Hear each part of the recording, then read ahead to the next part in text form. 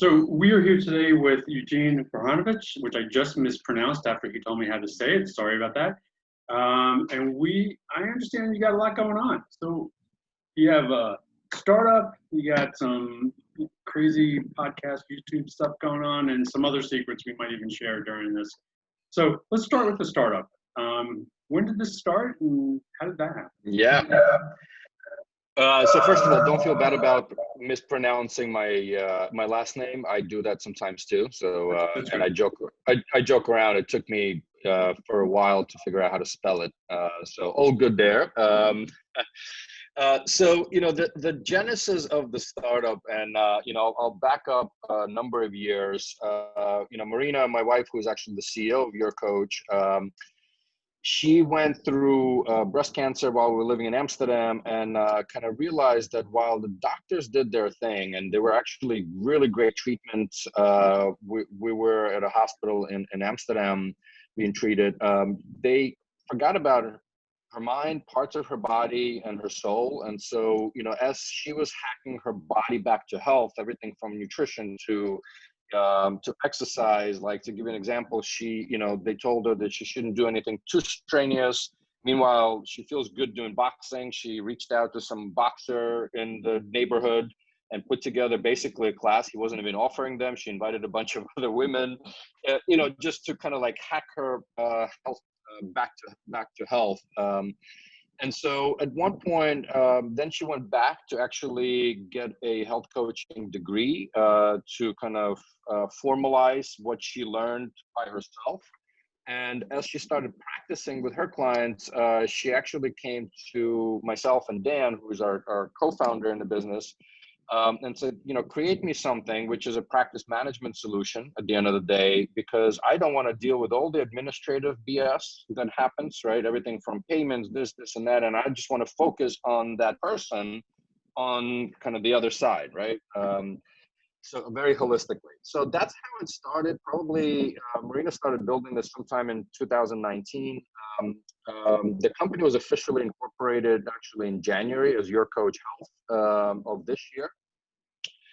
And, as I left the big buyer, it was just a logical thing to honestly roll up my sleeves. And Marina and I always joke around now that, we have two great products. These are two of our girls, 18 and 16. And we're just on a journey to build a third product, another baby, that hopefully will grow beautiful and helping other people. Hopefully you get more sleep with this one. Say it again? Hopefully you'll get more sleep with this one. Yeah, actually, I don't know about that, to be honest. It is the startup grind. So, I just realized, at the end of the day, YourCoach is a practice management solution for health and wellness coaches on one side. And then we are experimenting on the business model side, which we can talk further kind of in a marketplace model a bit with clients. So that's what YourCoach is. Think of it as like Practice Fusion or Dr. Chrono for health coaches. And are you seeing this problem in healthcare changing, where you're talking about, the specialists look at one thing? If I'm an oncologist, I look at cancer, and my mom had cancer, and we went through a similar thing where she had multiple comorbidities, and the oncologist would come in and like, we should aggressively treat the cancer, and not looking at the whole patient. She had a host of other problems going on at the time, and it just never made sense. Is that getting any better, or is that still a problem in healthcare? So I will actually separate. There's healthcare and then there's health, right? And one of the interesting things is in our approach and how we're looking at this from a health and wellness coaching perspective is that a lot of diseases are preventable, and there's a lot of studies and reversible, especially metabolic ones. B, to answer your question directly, I mean, you do need specialists, right? But obviously, the healthcare system, just because it's incentivized and designed, and honestly, irrespective of which side of the pond you're on, is it's really it is still siloed. But we kind of seeing that on the health and wellness coaching side. There are certainly specialties, right? But I think the difference is that there's a lot more openness in treating the client very holistically, kind of mind, body, and soul. And how does And that, Mike, it is breaking up a little bit, and looks like it might actually be. your voice is really hard to hear for whatever reason. Looks like we're back now, but I don't know where your viewers might have lost me. All right. I heard you. You sort of, the volume comes in and out, but we hear you, so we'll continue. Okay. I guess what I was going to ask you, does this support the idea of value-based care where we look at better outcomes in the long run, or how does that factor into this? Yeah, so there's a couple of things, right? So traditionally, the health and wellness coaching has been completely outside of the healthcare system, right? So a lot of this is private pay. It's for the challenges and issues I may have that I'm trying to solve with a health coach. What has happened actually in January, so pre-announced late last year, but in January, the American Medical Association with the VA and supported by the National Board of Health and Wellness Coaching released 3 CPT codes for testing in the VA, so Veterans Administration. There's actually quite, we counted roughly 200 clinical trials, either finished or ongoing, with something to do with health coaching in it, whether it's part of a therapy and treatment or on its own. So to answer your question directly, I think the health coaching industry has been there 15, 20 years, but only I would say in the last 12 months, it really started shining the light. And the AMA announced that a health and wellness coach, a certified one, is actually a non-clinical member of a healthcare team. So for the first time ever, that link between health and wellness coaching and the healthcare system is now there and out for testing in order to actually prove that the outcomes are better at the end of the day for the, I say health consumer / patient versus just the patient. But we also see that, you know, payers are embracing this, right? Because they understand that wellness, and they understand that most of our chronic diseases have a lifestyle component to them. And that, you know, the earlier that we can intervene, that, you know, we can either prolong or offset these impacts.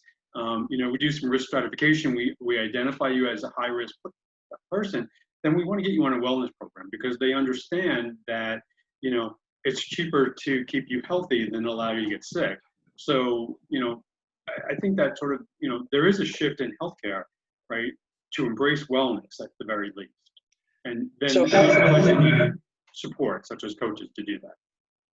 Yeah, and absolutely. And I think from a payer perspective, but also from the employer perspective, and of course, if you look at the employers, there's 2 types of benefits. Some are clinical and some are more human resource talent management related, right?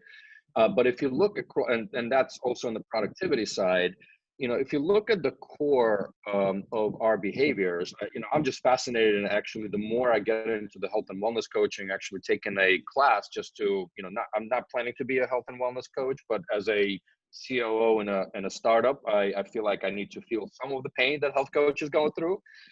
So I'm taking a lot, and the more I dive into the topic, at the end of the day, health and wellness coaching is really science-backed, behavior-driven lifestyle modifications, right? So, you know, and if you look at everything from, I hate the word adherence, but there's a lot of digital tools and digital therapeutics. People are waking up and realizing that actually it's even human behaviors need to change to even use the digital therapeutic. And for the foreseeable future, you still need a human being, some empathy to help you reach your goals, whatever they may be, right? So this is why this whole topic of coaches has been on top of, you know, insurers, payers, digital therapeutic companies, other health services companies in general, right?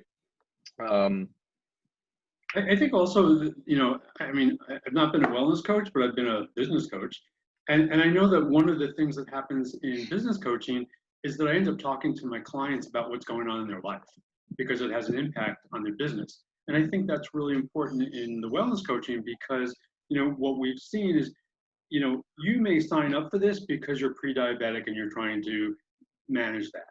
But then we also know that there's a high correlation between that and depression. And if you don't deal with the depression, you're not going to succeed. So that's sort of where the coach can come in and say, what else is going on? And, what else Yeah. can we do to address? Listen, absolutely. And what we're finding, and this is the amazing piece, so kind of tying it back on the practice management side, one of the USPs we feel in the approach and the motto for the company is kind of the holistic health. And so to your point, you can be just I'll say a head coach for me as a person, but then my scope of practice or my skills, my specialty stops at some point.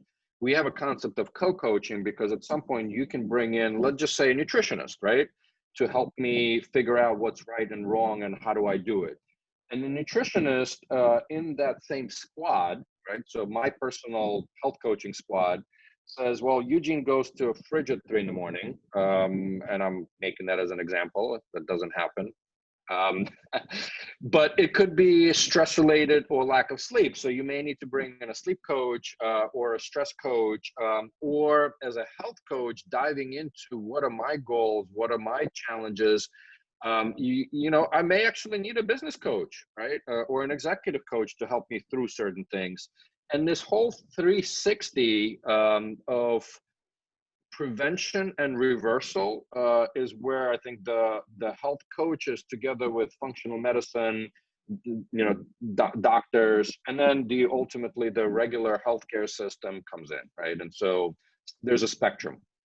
And then, one of the interesting things is, we've been talking so much about digital therapeutics, and like, oh, these are going to solve all your problems. But clearly what you're sort of suggesting is you still need the human element to support you.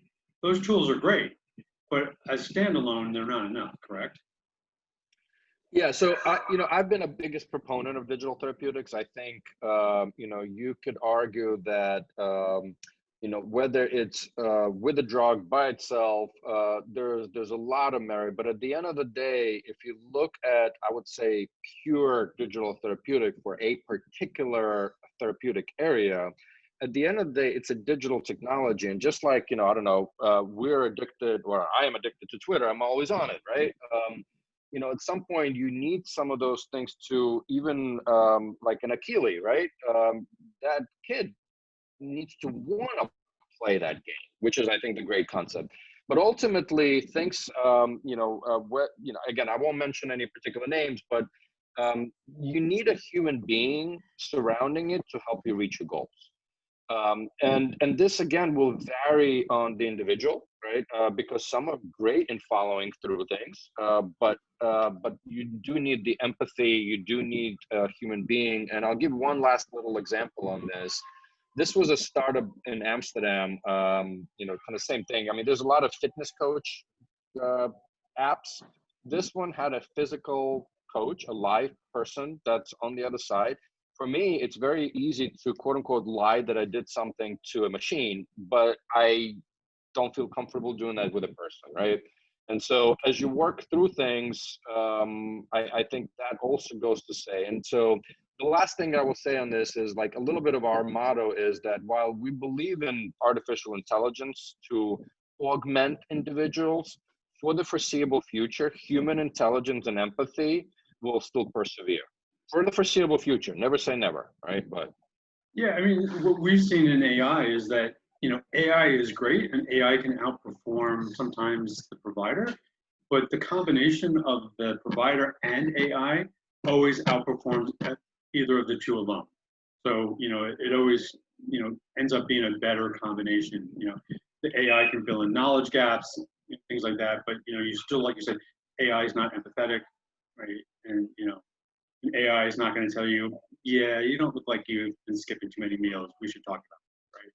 So, Yeah, I don't want to necessarily comment that kind of the human being and AI. I think there are certain areas, especially in mental health, that people maybe feel more comfortable. I don't have the statistics on it, not to talk to a person, but to actually talk to a bot to Yeah. release themselves, right? There have been some studies on it, but I think We've seen that in sexual health as well. yeah. So there's certain areas that I think is, it's worth exploring and kind of doing some bets on that. But I think generally, I mean, people work with people, and there's the human nature and touch and empathy, and yeah. So when you were in corporate, you got to advise startups, correct? So now that you're Right. on the other side of the table, so, thinking about all the advice that you gave when you were on the other side of the table, what's changed?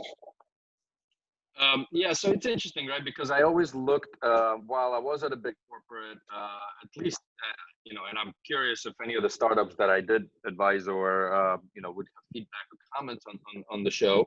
I always took, for lack of a better term, almost like a side of the startup, right? So for example, I would always say, don't rely on myself and the team, right? If you're pitching something, not everybody gets into G4A. Go still pitch, sell to, different teams, different countries, different regions. We don't want to be the bottleneck. You're a great startup, go, right? Um, the the second piece to this, again, even if I would make introductions, I would always try to follow up with the corporate sponsor that I will introduce to, and just say yes or no, right? Let the startup go. If you love it, let it go, right? The freedom is worth quite a lot. So I'm certainly applying a lot of these things. I mean, luckily on one side, at this point we're not working with large entities, especially pharma, and so we can avoid a little bit of that bureaucracy. But I think ultimately making a value proposition, whether it's for an individual, in our case, a health coach, and finding that market fit, it's constant iteration, it's constant talking and understanding. Marina is on with coaches literally all day long, right? Everything from onboarding, understanding what works, little buttons. So I think one of the key things that I always given is don't stop, right? Just keep pursuing and finding that market fit. And the other key aspect, and because we're at the end of the day, a health and wellness company, is don't forget to take breaks, right? There's always going to be shit. And I always advise that to the startups while I was at the corporate.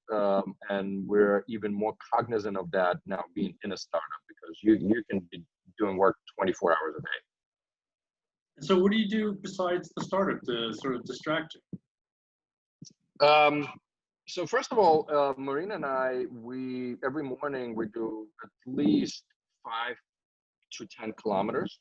So just walking, and this is our kind of morning, for lack of a term, meeting and getting things out, getting some exercise going. And that routine has helped through the pandemic, and being that we're sort of temporarily back to New Jersey here, back to home, whatever home is. The other aspect, I kind of came out of the hiding a little bit. So I'm actually writing a book now. It's called Heart Pill to Swallow, an entrepreneur's journey through the belly of the beast. And it's, I guess in short, it's a little bit of my experience through the life sciences industry, right? Not just through my last gig, but, going a little bit further. I've been around PBM and others. Lessons learned as a kind of serial intern entrepreneur. And so every week I do a little bit, I'm probably about between 45 to 50 pages in. But I also decided to do it a little bit different. Instead of kind of here's dropping whatever 200 pages at the end, I'm kind of co-writing it a little bit with my potential audience. So there's a newsletter on Substack you can subscribe to. It's heartpilltoswallow.substack.com. And you can be on my journey. And it's fascinating because last week was my second update, and both of the weeks, the first week, for example, I did, and this is in no particular order on chapters. I'm still trying to formulate a little bit of how it all comes together. but on the E-room law, which is the reverse of Moore law. So in pharma, it's the declining productivity curve. It's the E-room law. And I got, I don't know, probably a dozen different responses, kind of challenging my thinking on it a little bit, right? So I had an idea in my head, and I got fascinating responses. Last week, I did something on decision making in large corporations. I called it Swiss cheese of decision making, where you think you have a decision, and then everybody pokes holes at it, and then you have nothing to eat anymore. And same thing, right? People are kind of, I got a response saying, well, maybe just eat whatever is left of the cheese, and progress is still, slow progress is still progress, right? Just again, challenging me. And a lot of that is formulating and expanding and extending. So I'm loving this process. I've never written a book before. It might end up as a PDF. I have no idea what the next result is. I'm just trying to get the content. And it's been fascinating, fun, and so that's one of the things. And that doesn't take up, I probably do maybe 20 minutes, 30 minutes a day on it, roughly, just to keep things moving. And I stumbled across you on YouTube. What was that about? All right. So the backstory, a big shout out to my co-host, Jim Joyce. Jim Joyce is also a serial entrepreneur. He's now the CEO of Health Beacon, the next startup that he's been running. And him and I have been around, Marty Kelly and Health Excel for many years, and we always see each other, and as an American living in Ireland, Jim, we always get together at the bar, and we honestly just shoot the shit, right? And take a shot or a beer or whatever. And the most fascinating discussions around digital health happen at the bar. So we've always kind of talked about, let's just take this online. Let's just do this, right? And so when me and the family came to New Jersey mid-March, it was tough, right? I mean, we kind of last minute packed our bags, 6 suitcases and a dog, and, just came here, not into our home. It was a little bit tough. So Jim actually reaches out and says, hey, this is a perfect time to do this. Let's just do this, right? And this is basically a weekly video cast, podcast, whatever you want to call it, called The Shot of Digital Health Therapy. And it's literally therapy for Jim and I, because as two extroverts, we need a stage. We miss the conference. We miss talking to people. And this is our way to really, it's about half hour every Wednesday. We get to shoot the shit with some cool people in the industry. And that's it. It's called Shot of Digital Health Therapy. We are on YouTube. There's a YouTube channel. And then, of course, just like everybody else, we now have partnerships with Spotify and Apple, and, AKA published a voice into a podcast. So having fun with that too. So, life has changed dramatically, and I'm going to talk sort of more about sort of COVID and stuff like that. So what does that mean for the digital health landscape? I don't want to make up more lines, but I think, our friend Roberto Acione put it best. I think in the last Frontiers conference that they did, it's like the last 10 years just happened in 10 days, right? So there've been people, I would say like ourselves, that have been on one side preaching, on the other side executing, trying to find models of engagement for digital, and even defining what really digital health is. And I think through this pandemic, what really happened, and I just hosted a panel, I think for HIMSS, I think it's really just health in this digital world, and this is across the whole existing value chains. But also, I think new value chains are being created, right? So we talk about, let's say, primary care. Primary care is now, I don't have the latest stats, but it's all through telemedicine now, right?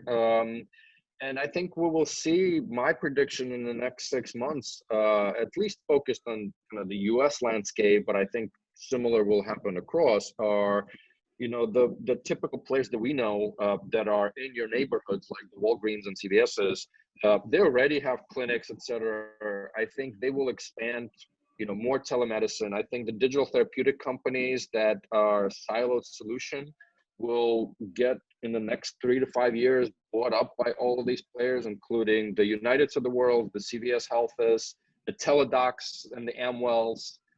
We'll see, I think, tremendous consolidation across those point solutions.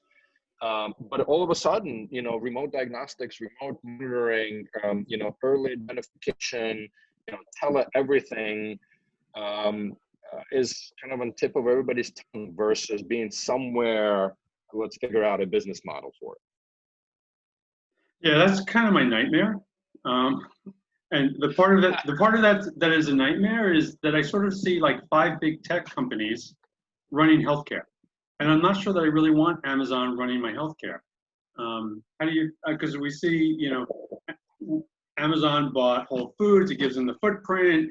Amazon is also through PillPocket now the largest distributor of pharmaceuticals. Right. So we have the person who is now your primary care physician, as well as your supermarket, Yep. as well as your drugstore. Does that frighten you?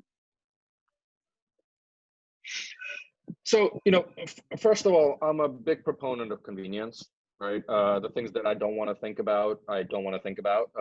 So that's why one of my comments. And I'm also very much like, you can find my DNA out there. You can download a copy of my 23andMe. So, there's a lot of transparency in me. Whether that will change at some point as I get older, wiser, I don't know, right? But I would also say, while we've seen, everybody from Amazon to Google making waves, I still would not completely discount, and you can argue even on that side, there's the conglomerates, right? I mean, think about United, or the CVS, or the Walmart. They actually do know the consumer, and actually social setting actually pretty well too, right? So I wouldn't discount that somebody like a United with an Optum might compete head to head with Amazon to a point where, I don't know, maybe they'll buy Kroger's or something. Whatever the name, whatever the brands are, and expand into food as medicine. I'm not discounting some of those large players, and it's not all tech companies. So I think there will be a little bit of a tug, and it's not that easy to give it up. Yeah, I just saw this morning that Google put $100 million into a telehealth company. That's right, Amwell, right? Yeah. I think.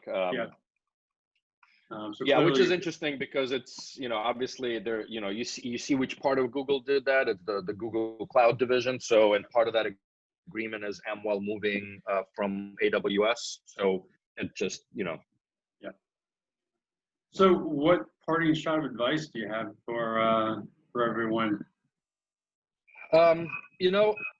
I think the easy thing would say kind of, well, let's just, we've seen like a merger of Teladoc and Livongo, which has been all around the news. There's some predictions of, these players, and there's no room for innovation now. I've seen some of those dire things that, the Teladoc and Livongo will go acquire everything. Why spin something up? Because they can just create that as a feature.